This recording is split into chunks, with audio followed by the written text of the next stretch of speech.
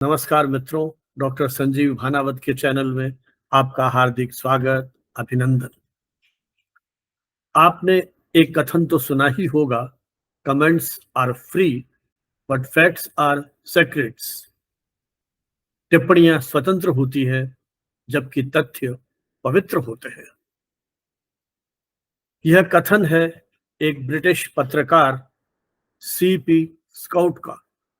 CP Scott एक British पत्रकार थे जो मैनचेस्टर गार्जियन के संपादक थे। मैनचेस्टर गार्जियन की स्थापना वर्ष 1821 में हुई थी, लेकिन 1959 में इसका नाम द गार्जियन कर दिया गया था। स्काउट इस पत्र के संपादक रहे लगभग 57 वर्षों तक। इस पत्र के संपादन का दायित्व उन्होंने संभाला था 1872 में और 1929 तक वे इसके संपादक रहे। स्काउट का जन्म 26 अक्टूबर 1846 को हुआ था और इनका निधन 1 जनवरी 1932 को हुआ था। जब मैनचेस्टर गार्जियन, जिसका बाद में नाम द गार्जियन कर दिया गया, इसकी 1 शताब्दी वर्ष मनाया जा रहा था 1921 में, जीपी स्काउट्स ने एक आलेख लिखा था पत्रकारिता पर। मैनचेस्टर गार्जियन, जिसका नाम बाद में द गार्जियन कर दिया गया था, उसके शताब्दी वर्ष पूरे होने पर और अपने संपादकत्व के 50वें वर्ष के अवसर पर उन्होंने एक वाक्य का प्रयोग किया था, टिप्पणियां स्वतंत्र हैं, तथ्य पवित्र हैं। वस्तुतः यह पत्रकारिता का मूल धर्म है। जब भी हम रिपोर्टिंग करते हैं तो तथ्यों की पवित्रता को बनाए रखना हमारा मौलिक धर्म है। आप अपना स्वतंत्र विचार रख सकते हैं। किसी भी घटना की, किसी भी परिस्थिति की आलोचना करना, विभिन्न प्रकार के मत रखना, इसमें किसी प्रकार की कहीं कोई अनैतिकता की बात नहीं है, क्योंकि हर व्यक्ति अपने ढंग से सोचता है। उसकी अपनी एक स्वतंत्र राय होती है, उसका अपना एक स्वतंत्र मत होता है, तो उसे इस बात का अधिकार है कि वो निर्भीकता के साथ अपने आप को अभिव्यक्त करे। लेकिन जहां तक पाठक के संदर्भ में बात है, एक पत्रकार का यह कर्तव्य होना चाहिए कि वह तथ्यों की पवित्रता को बनाए रखे। हालांकि बहुत मुश्किल काम है, क्योंकि तथ्य भी एक व्यक्ति के इंटरप्रिटेशन पर निर्भर करते हैं कि वो किस तरह से उन्हें देखता है। लेकिन फिर भी हमारी कोशिश होनी चाहिए कि तथ्यों की पवित्रता को बनाए रखा जाए। तथ्य हमेशा सत्य होता है, उसमें किसी प्रकार की विकृति नहीं होती, मिलावट नहीं होती। उदाहरण के लिए, भारत 15 अगस्त 1947 को आजाद हुआ था।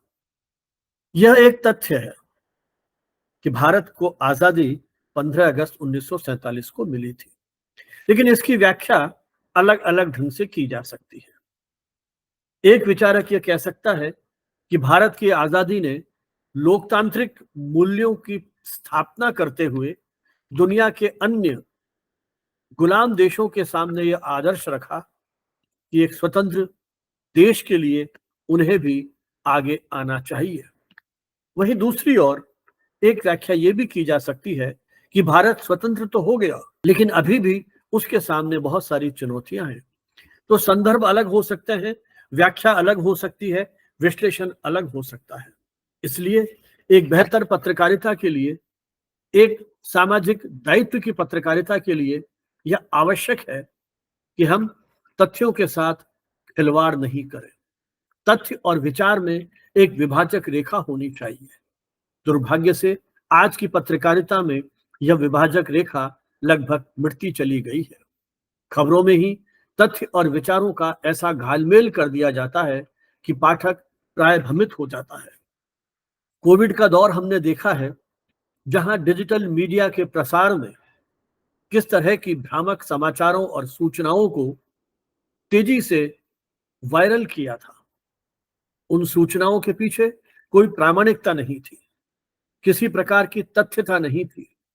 जब भी हम कोई सूचना देते हैं, किसी शोध की जानकारी देते हैं, तो हमारी कोशिश होनी चाहिए कि उसकी पूरी पृष्ठभूमि दी जाए। ये शोध किन परिस्थितियों में की गई थी, डेटा किस प्रकार से एकत्रित किया गया था, उसकी पूरी हमारी मेथोडोलॉजी क्या थी, कितना सैंपल साइज था, किस तरह से उसके रिजल्ट्स निकाले गए, इन सब बातों की यदि पूरी जानकारी होगी तो पाठक या आपके ऑडियंस को उस खबर को सही परिप्रेक्ष्य में समझने का मौका मिलेगा। इसलिए फेक न्यूज और मिस इन्फॉर्मेशन से कहीं हम बच पाएंगे। हालांकि आजकल गूगल और अन्य इस प्रकार के जो फैक्ट चेकर्स हैं, उन्होंने ऐसे टूल्स विकसित कर लिए हैं जिससे हम इस तरह की तथ्यहीन जानकारियों को एक सीमा तक पता कर सकते हैं। जब हम विचारों की स्वतंत्रता की बात करते हुए तथ्यों की पवित्रता की बात करते हैं तो इसका कतई यह अर्थ नहीं है कि हम अपने विचार स्वातंत्र्य को कहीं गिरवी रख रहे हैं या विचार स्वातंत्र्य पर अंकुश लगाने की बात की जा रही है। विचार स्वतंत्रता एक मौलिक अधिकार के रूप में स्वीकार किया गया है और कोई भी पत्रकार, कोई भी लेखक, कोई भी कम्युनिकेटर अपने इस अधिकार की रक्षा के लिए सदैव तत्पर रहेगा। हम सरकार की आलोचना करें, लेकिन सरकार की नीतियों के पीछे जो तथ्यात्मकता है उसकी हमें खबरों में से ही जानकारी देनी चाहिए। संपादक के पास उसका संपादकीय कॉलम है, लेखकों के पास उनकी अपनी स्पेस है जहां वे अपनी बात कहने के लिए स्वतंत्र हैं। लेकिन उन आलेखों में भी जब तथ्यों की बात की जाएगी तो हमारी ये कोशिश होनी चाहिए कि हम उन तथ्यों को ज्यों का त्यों प्रस्तुत करें, उसका निर्णय निकालने के लिए, उसका कोई कंक्लूजन या निष्कर्ष निकालने के लिए उसकी जो ऑडियंस है, पाठक या दर्शक जो है, वो उसके लिए स्वतंत्र है। हम कोशिश करें कि पत्रकारिता को खेमों में नहीं बांटे। दुर्भाग्य से आज पत्रकारिता अलग अलग कैंप या खेमों में विभाजित होती चली जा रही है। ऐसी स्थिति में एक सामान्य पाठक कहीं ना कहीं भ्रमित रहता है और उसके लिए बड़ा मुश्किल होता है कि वो सत्यान्वेषण कर सके। पत्रकार के पास, समाचार या मीडिया संस्थानों के पास इतना सामर्थ्य होता है कि वो खबरों की तह तक जाकर के उसकी सच्चाई को मालूम करने का प्रयास कर सकते हैं। एक शताब्दी पूर्व सीपी स्काउट का यह कथन आज भी पत्रकारिता के एक आदर्श के रूप में स्वीकार किया जाता है। स्काउट जहां स्वयं एक प्रबुद्ध पत्रकार थे, प्रकाशक थे, वहीं एक प्रखर राजनीतिज्ञ भी थे। उन्होंने चुनाव भी लड़े। प्रारंभिक चुनावों में उनको पराजय देखने को मिली, लेकिन बाद में वे विजयी हुए और सांसद के रूप में भी उन्होंने अपने देश की सेवा की। 1907 में उन्होंने मैनचेस्टर गार्जियन का अधिग्रहण कर लिया था और जीवन पर्यंत उस समाचार पत्र की ओनरशिप उन्हीं के पास थी।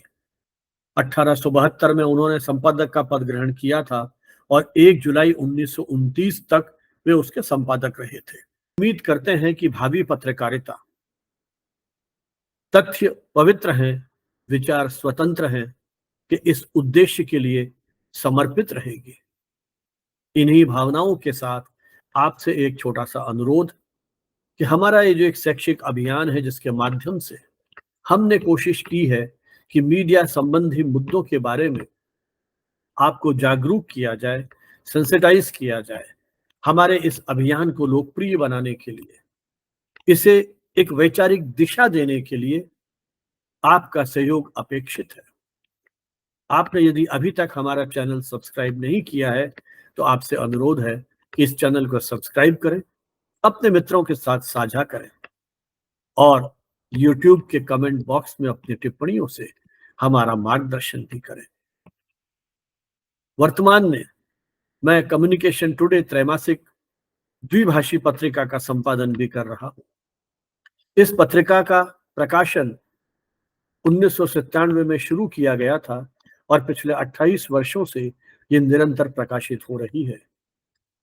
इस बाइलिंगुअल जर्नल के सभी अंक आप हमारी वेबसाइट communicationtoday.net पर पढ़ सकते हैं।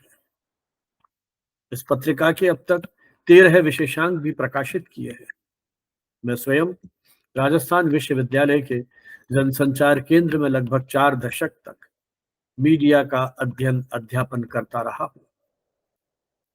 आशा है हमारे इस अभियान को आपका भरपूर समर्थन मिलेगा। इन्हीं शब्दों के साथ बहुत बहुत बधाई, शुभकामनाएं। जय हिंद, जय भारत।